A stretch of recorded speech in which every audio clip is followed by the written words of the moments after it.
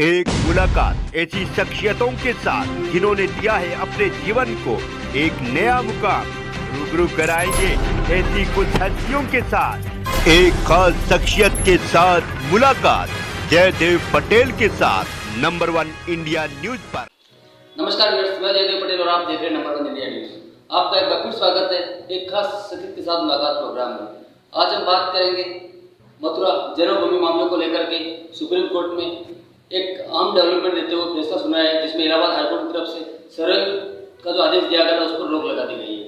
तो ऐसे में आखिर सुप्रीम कोर्ट ने रोक क्यों लगाई है और इसके पीछे की क्या कुछ वजह है, ये दामों पर बात करने के लिए हमारे साथ खास मेहमान है भगवान कृष्ण लल्ला की वकील रीना सिंह। रीना सिंह जी, आपका बहुत स्वागत है आज हमारे प्रोग्राम में। नमस्कार जी रीना सिंह जी, आपसे मेरा पहला सवाल है कि सुप्रीम कोर्ट ने जो ये रोक लगाने का जो फैसला सुना है इसके क्या मायने हैं? देखिए, ये जो रोक लगा है ये सिर्फ 14 दिसंबर के इलाहाबाद हाईकोर्ट के सर्वे के आदेश पे एक इंटरिम स्टे लगा है 23 जनवरी तक। और इसमें कुछ वैसा नहीं है कि आगे सर्वे नहीं होगा। और इसके साथ साथ बहुत सी ऐसी एप्लीकेशंस है हिंदू पक्ष की जो हमने तथ्यों के आधार पे लगाई है कि जो शाही ईदगाह के अंदर ही भगवान श्री कृष्ण का मूल गर्भगृह है।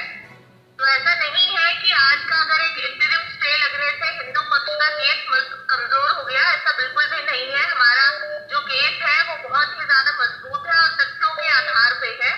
और अभी जो मेन मुस्लिम पक्ष का इसमें जो मेन प्ली ये थी कि जो 18 केसेस का जो ट्रायल डिस्ट्रिक्ट कोर्ट में पहले चल रहा था वो इलाहाबाद हाईकोर्ट के आदेश के बाद इलाहाबाद हाईकोर्ट में क्लब करके इकट्ठा उन पर ट्रायल चल रहा है। तो उस चीज को चैलेंज करते हुए मुस्लिम पक्ष ने कई महीनों पहले सुप्रीम कोर्ट के अंदर एक याचिका दायर की थी जिसमें उन्होंने ट्रांसफर पिटीशन को चैलेंज किया था। उसके बाद मुस्लिम पक्ष ने इलाहाबाद उच्च न्यायालय में 711 की भी एप्लीकेशन डाली थी जो भी विचाराधीन है।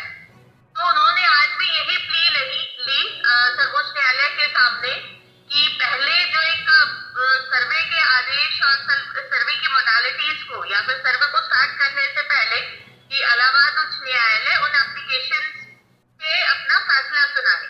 और दूसरा कुछ ऐसी टेक्निकलिटीज थी और केस लॉज उन्होंने साइट करे जिसके बेसिस पे सुप्रीम कोर्ट ने सिर्फ एक कुछ दिन का ही एक इंटरिम स्टे दिया है। अब जो नेक्स्ट हियरिंग है वो 23 जनवरी की है, ज्यादा दूर नहीं है।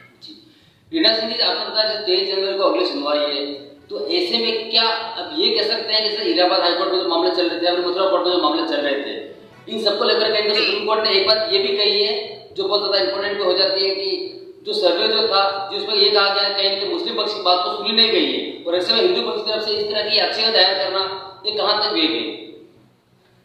नहीं, देखिए ऐसा नहीं है क्योंकि याचिका को नहीं सुना गया है, याचिका को सुना गया है। देखिए, कोई भी जो कोर्ट के अंदर जो प्रोसेस होता है जब ट्रायल चलता है तो एक अपने सीरियल ऑर्डर के हिसाब से चलता है कि जो पहले एप्लीकेशन आई है कब फाइल हुई है उसे कोर्ट का फैसला और उसी हिसाब से चलता है। अगर किसी ने 8 महीने पहले कोर्ट के अंदर कोई पिटीशन लगाई थी तो उच्च न्यायालय पहले उस एप्लीकेशन को डिसाइड करेगी जो उसके पास पहले आया है। और अगर किसी ने अभी लास्ट में एप्लीकेशन लगाई है तो कोर्ट अपना पहले समय लेगा, बाकी की एप्लीकेशन पे फैसला देगा सीरियल वाइज। और दूसरा आप ये देखिए कि जो हमारा देश है वो संविधान और एक न्यायिक प्रक्रिया के हिसाब से चलता है। हमारे संविधान के में की सबसे अच्छी बात यह है कि सभी को समान अधिकार है। तो यहाँ पे मुस्लिम पक्ष को के पास जो अधिकार थे इलाहाबाद हाईकोर्ट से सर्वे आने के बाद उन्होंने उस चीज को चैलेंज किया और उनके राइट्स को प्रोटेक्ट करते हुए सुप्रीम कोर्ट ने ये कहा कि भाई ठीक है, आज अगर 16 है जनवरी है और नेक्स्ट डेट 23 जनवरी में दी है तो कोई बहुत लंबा समय नहीं है और यह एक इंटरिम स्टे है। तो और हिंदू पक्ष के पास बहुत सारे अभी जो उनकी एप्लीकेशंस है जो एविडेंसेस बेस्ड लगाई है उन एप्लीकेशंस में हिंदू पक्ष ने ये भी कहा है कि हमें सर्वे कराने की जरूरत नहीं है। अगर हाईकोर्ट ये भी कहता है कि नहीं उन एप्लीकेशन पे सर्वे नहीं होगा, सिर्फ तथ्यों के आधार पे ही उन एप्लीकेशन पे और पिटीशंस में ये बहुत अच्छी तरह प्रमाणित होता है कि ये जो शाही ईदगाह का जो मेन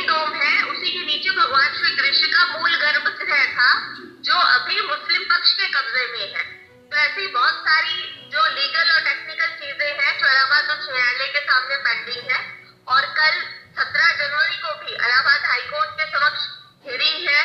और आज सर्वोच्च न्यायालय ने ये स्पष्ट रूप से कहा कि अगर हमने सर्वे के ऊपर स्टे लगाया है तो इसका ट्रायल जो इलाहाबाद हाईकोर्ट में चल रहा है उस पर किसी भी तरह का कोई प्रभाव नहीं पड़ेगा।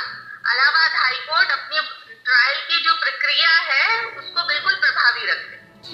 रीना सिंह जी, अगर मैं आपसे थोड़ा सा विस्तार से समझना चाहूँ इस पूरे प्रकरण को, तो क्या ये कह सकते हैं कि 23 तारीख तक जैसे अगली हियरिंग होनी है तब तक के लिए सर्वे पर परमानेंट के लिए एक रोक लगा दी गई है, या फिर ये कहेंगे जो पार्ट है सिर्फ उस पर रोक लगाई गई, बाकी एरियाज पे सर्वे कहेंगे शुरू रहेगा? देखिए, सर्वे को पूर्ण तरह से भी रोक लगा दी गई है 23 जनवरी तक, और जब तक कि सर्वोच्च न्यायालय सर्वे की एप्लीकेशन पे फैसला नहीं देता। अब यहाँ पे अगर हम हाईकोर्ट की बात करें जहाँ पे अभी ट्रायल चल रहा है, तो जैसा मैंने पहले भी कहा कि इलाहाबाद हाईकोर्ट के सामने ऐसी बहुत एप्लीकेशन है जिसपे वो फैसला करे। उसमें से एक एप्लीकेशन है ईदगाह को सील करने की। वहां पे हिंदू पक्ष ने ये कहा है कि जो जन्म स्थान है, कि देखिए अगर हिंदू पक्ष का ये कहना है कि कहीं पे भी अगर जन्म स्थान होता है तो जो भक्त है वो परिक्रमा भी करते हैं, और जहाँ पे एक बार प्राण प्रतिष्ठा करने के बाद वो जो जगह की भी उतनी ही मान्यता होती है। और फिर यहाँ तो वो भगवान श्री कृष्ण का जन्म स्थान था। कुछ ASI के जो सर्वे हुए थे करीबन 50 साल पहले मथुरा में शाही ईदगाह के आसपास, उन तथ्यों को रखा गया है। ऐसी भी पिटीशंस जो है वो अभी इलाहाबाद हाईकोर्ट के सामने पेंडिंग है। तो अगर एक सर्वे पे स्टे भी हो गया है आज, तो उससे ऐसा नहीं है कि हिंदू पक्ष कमजोर हो गया। रीना सिंह जी, सुप्रीम कोर्ट ने एक बात ये भी कही है कि इस तरीके की विस्तार सुनवाई नहीं होने के बावजूद भी कहीं ना कहीं याचिका जो दायर की गई है हिंदू पक्ष की तरफ से, तो ऐसे में हिंदू पक्ष इस याचिका दायर करने से सर्वे से क्या कुछ हासिल कर लेगा?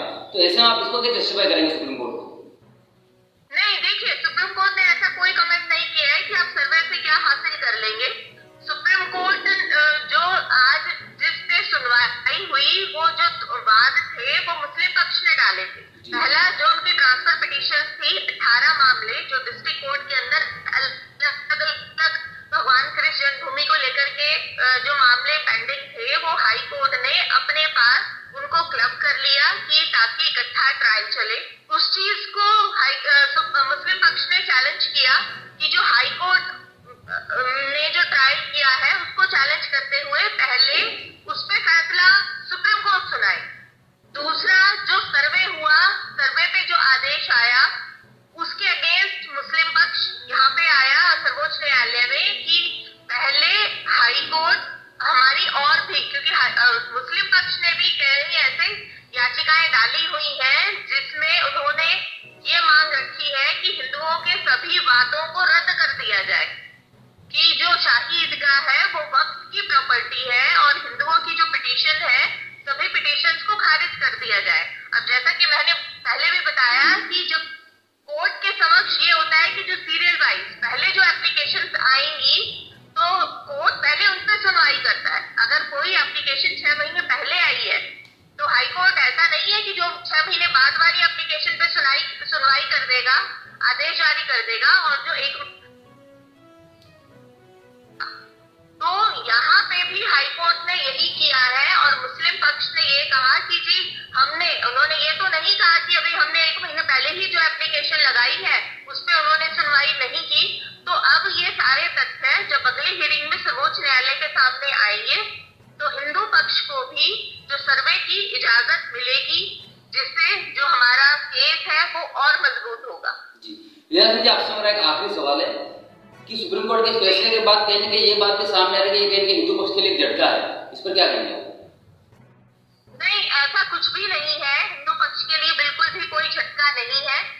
देखिए, जैसा मैंने आपको बताया कि जो हमारा देश है वो संविधान और न्याय प्रक्रिया से चलता है, सबको समान अधिकार दिया है, और जो न्यायालय है हमारे देश की, हमें अपनी न्याय प्रक्रिया पे इतना भरोसा है, और वो सभी के समान अधिकारों को और हर किसी के हक की सुरक्षा करता है। तो यहाँ पे भी सर्वोच्च न्यायालय ने बिल्कुल न्यूट्रल होकर के उनको, जो मुस्लिम पक्ष है, कि ठीक है, उन्होंने ये कहा कि नहीं, आप पहले वो सुनवाई कीजिए और हमारी ये है तो हमें सुना जाए।